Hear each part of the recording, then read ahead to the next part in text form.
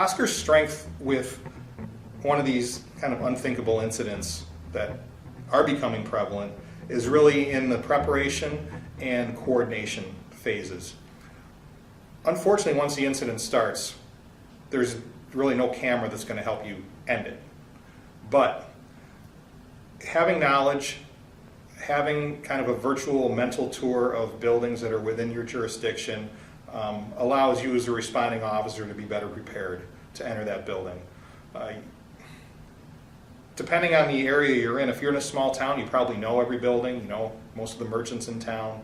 But if you're in a large city and you're a brand new street cop, there are probably hundreds of buildings you've never been inside, you've never had to go there before. You might get transferred around from district to district so that you never really become familiar with an area.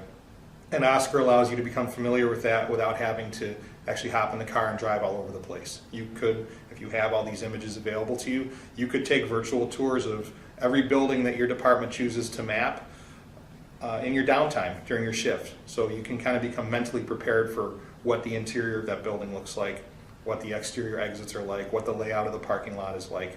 So unfortunately, if you get called to one of these events, you're already halfway there mentally. You know what the layout is.